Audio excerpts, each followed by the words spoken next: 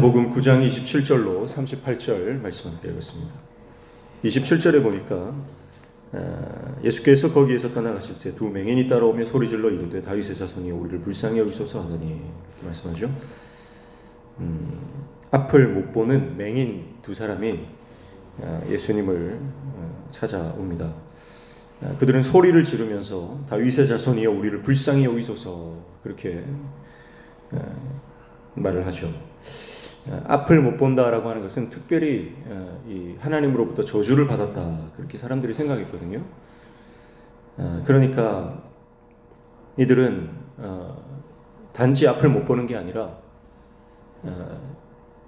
사람들이 생각할 때에 가장 큰 저주를 받았던 그런 사람들이라고 볼 수 있습니다. 모든 사람들이 그들을 보면서 손가락질하고 또 비방했던 것이죠. 그러니까 앞 못 보는 것도 서럽지만 더 그들에게 상처가 됐던 것은 자기들이 큰 저주를 받은 죄인이다라고 하는 그런 점입니다. 그런데 그들은 예수님을 다윗의 자손이라고 부르죠. 다윗의 자손. 다윗의 자손이라고 하는 것은 예수님께서 이 다윗적 메시아로서 이 땅에 오신 그 예수님의 그 구약의 말씀에 대한 그 성취, 그것에 대한 믿음이 있었다고 하는 것을 말씀하고 있는 것입니다. 이사야 35장 5절 말씀에 메시아가 임하실 때에 눈먼 자가 눈을 뜨게 될 것이다. 맹인들이 보게 될 것이다 라고 하는 이 말씀. 그 말씀을 이 맹인들은 붙들고 살았던 거예요. 왜냐하면 그들의 인생 가운데 소망은 메시아가 오셨을 때에 보지 못하는 자들이 보게 되는 그것만이 유일한 소망이었어요. 그러니까 그들의 인생 가운데는 오직 이사야 35장 5절의 말씀이 유일한 소망이었던 겁니다. 그런데 예수님이 오셨다는 소식, 메시아가 오셨다는 소식을 듣고 그들은 그 안에 확신이 들었던 거예요. 다윗의 자손, 메시아가 오셨다는 확신이죠. 그래서 예수님에게 나와서 다윗의 자손이여 우리를 불쌍히 여기소서 그렇게 말하고 있는 것입니다. 눈을 뜨게 될 것이라는 확신이 있었어요. 그래서 다윗의 자손에게 가서 메시아에게 가서 불쌍히 여겨달라 그렇게 요청하고 있는 것입니다. 28절에 보면 예수께서 집에 들어가시매 맹인들이 그에게 나아오거늘 예수께서 이르시되 내가 능히 이 일 할 줄을 믿느냐 대답하되 주여 그러하오이다 하니 예수님께서는 즉각적으로 응답하지 않으십니다. 예수님의 반응은 다양해요. 사람들마다 찾아오는 그들에게 똑같이 반응하지 않으시고요. 사람마다 다 다르게 반응하세요. 이 맹인들은요, 소리 지르며 예수님께 간청했는데요. 예수님은 잠시 외면하십니다. 그리고 집으로 들어가세요. 그런데 이 맹인들은 끝까지 예수님을 따라가죠. 그래서 그 집까지 쫓아갑니다. 그들의 외침을 잠시 외면하며 숙소로 걸음을 옮기신 예수님. 맹인들은 그런 예수님의 외면에도 불구하고 예수님을 끝까지 따라갑니다. 아마 이 앞을 못 보는 자들에게 예수님이 가는 곳을 물어야 했을 것이고 그리고 그곳을 찾아가야 했을 것입니다. 지금까지 예수님이 계신 곳까지 오는 것도 힘들었는데 예수님을 만났는데 예수님이 외면하고 가시는 그 장면은 이 맹인들에게는 이제 어쩌면 가장 지금까지 왔던 길보다 더 먼 길이라고 여겨질 수 있어요. 먼 거리를 왔을 것 아닙니까? 그런데 예수님을 만났는데 또 가시는 그 길을 또 물어 가야 하는 그 길은 아마 지금까지 왔던 그 길보다 더 멀게 느껴지는 그런 길이었을 것입니다. 그러나 그들은 끝까지 예수님을 따라가죠. 아마 예수님께서는 그들의 믿음을 점검하셨던 것 같습니다. 그리고 이렇게 말씀하시죠. 내가 능히 이 일 할 줄을 믿느냐. 믿음을 점검하세요. 굉장히 특이하죠. 왜냐하면 그들 안에 있었던 믿음은 단순히 자신들의 눈을 뜨게 해달라는 믿음이 아니라 예수님이 메시아라고 하는 이 믿음이 있었기 때문에 그렇습니다. 그래서 이 일 할 줄이라고 하는 것은 단순한 치유가 아니라 예수님의 메시아 사역을 말한다 이렇게 볼 수 있어요. 그래서 그들은 주여 그러하오이다. 예수님께서 메시아인 것을 인정하고 확신하며 예수님의 사역을 믿음으로 고백하고 있는 것입니다. 그래서 29절, 이에 예수께서 그들의 눈을 만지시며 이르시되 너희 믿음대로 되라 하시니. 눈을 만져주시죠. 예수님께서 그들의 보지 못하는 눈을 만져주셨다, 터치하셨다라고 하는 겁니다. 그거는 어두움에 빛이 임하는 장면이다, 이렇게 보시면 되죠.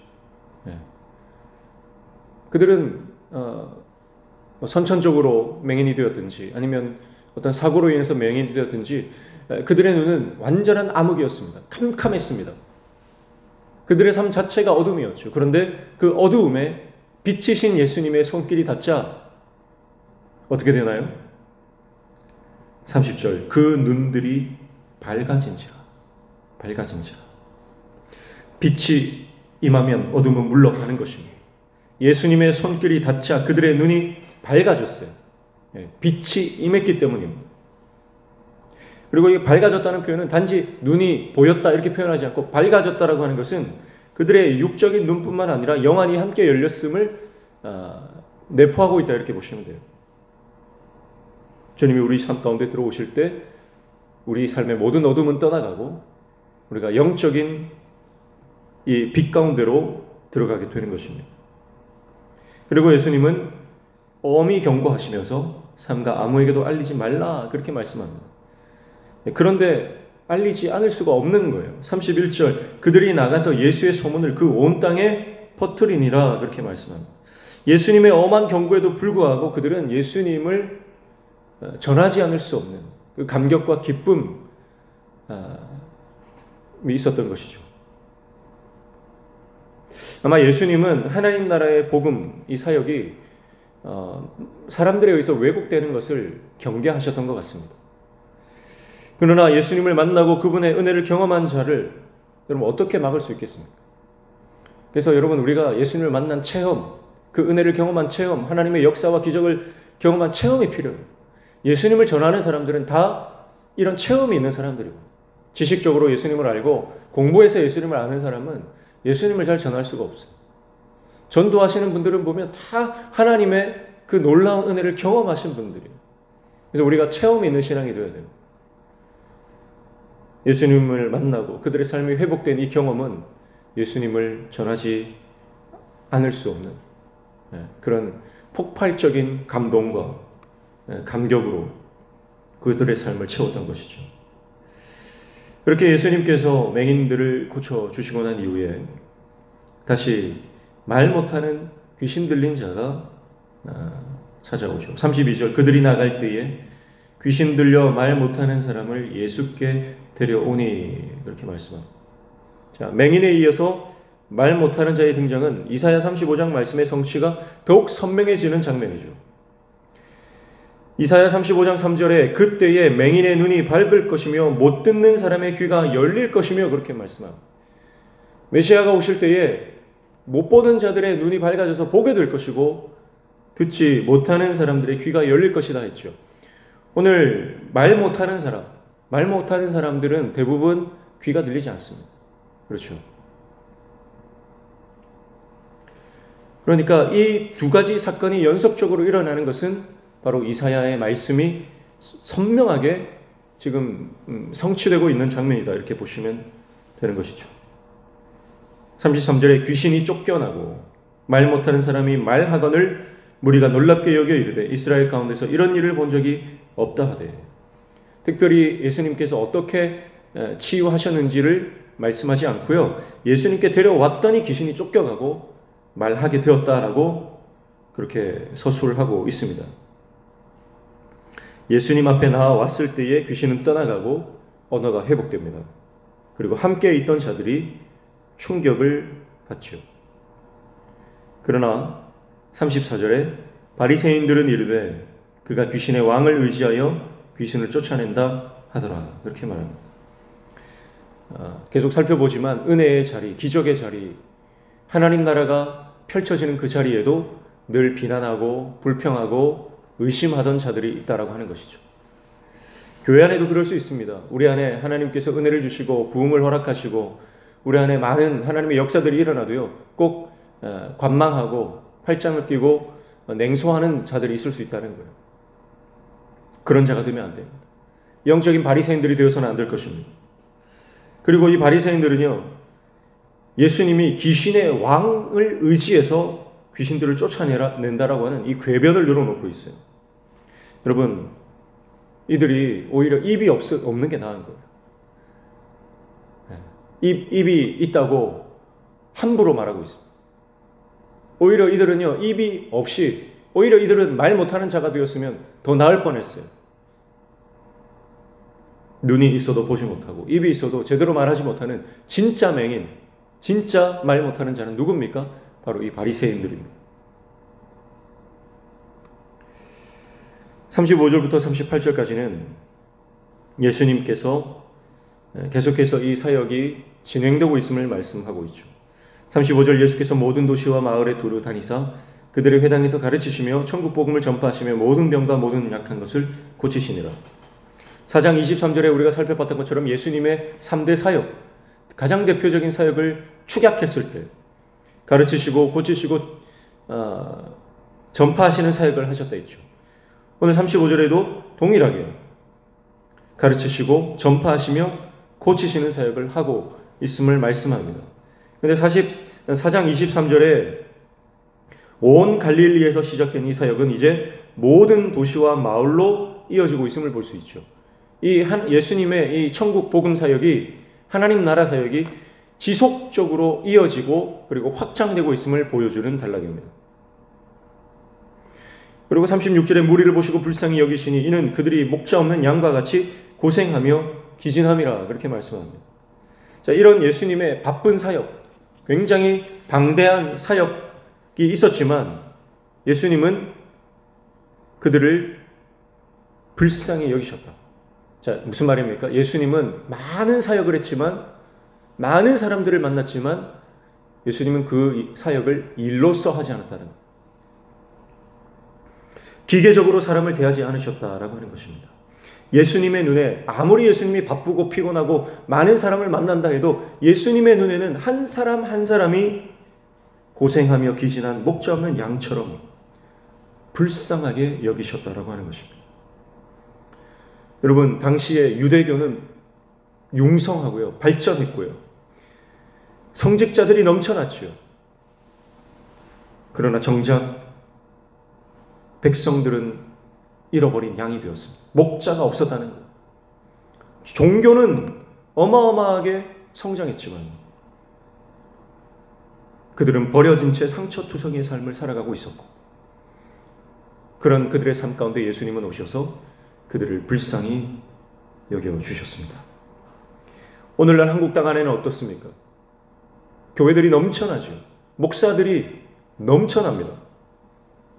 그러나 진정한 목자가 얼마나 되는가? 진짜 영혼 구원을 위해서 목숨을 걸고 삶을 헌신하는 교회와 성도들은 얼마나 되는가? 나는 평생을 신앙생활을 해오고 나는 정말 지금까지 교회를 다녔지만 나는 주님의 일을 이 긍휼의 마음을 품고 하는가, 아니면 그냥 기계적으로 하고 있는가? 우리는 돌아봐야 하는 것이죠. 37절 38절에 이에 제자들에게 이르시되 추수할 것은 많되 일꾼이 적으니 그러므로 추수하는 주인에게 청하여 추수할 일꾼들을 보내주소서 하라 하시니라. 예수님이 분명히 말씀하십니다. 일꾼이 적다. 일꾼이 적다. 추수할 일꾼이 필요하다. 구원해야 될 영혼들이 너무 많다. 이 영혼 추수의 사역, 앞서서는 사람을 낚는 사역이라 그랬고요. 이제는 영혼을 구원하는, 추수하는 사역이다, 이렇게 표현하시죠. 그리고 이 사역에 우리를 초청하고 계십니다. 하나님 나라의 일꾼으로 정말 한 영혼을 사랑하여 그 영혼을 위해서 목숨 걸 수 있는 진정한 목자, 오늘 저와 여러분을 초대하고 있는 줄로 믿습니다.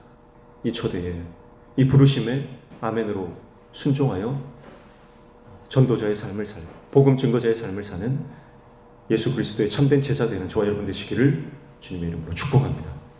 기도하겠습니다. 하나님 아버지, 우리의 눈을 만져주시고 어두웠던 우리의 삶에 빛으로 들어오셔서 우리 삶을 밝히 비춰주시니 감사합니다. 이 놀라운 은혜를 받은 자로 예수님을 전하지 않으면 견딜 수 없는 감격 가운데 우리가 살아가고 있는지 우리 삶을 돌아봅니다. 주님 우리에게 주님 만난 감격과 기쁨, 복음에 대한 놀라운 이 감동을 잃어버리지 않도록 우리 가운데 은혜를 허락하여 주시고 신앙생활하며 나아가는 이 모든 삶의 여정이 눈뜬 맹인 되지 않도록 영적인 바리새인이 되지 않도록 우리를 붙잡아 주시옵소서. 오늘도 이 아침에 주님 앞에 나와 간절히 기도할 때에 주님 들어 응답하시고 말씀하여 주시고 우리 삶에 막혀진 문들이 열려지는 형통의 은혜를 허락하여 주시옵소서. 예수님의 이름으로 기도하옵나이다.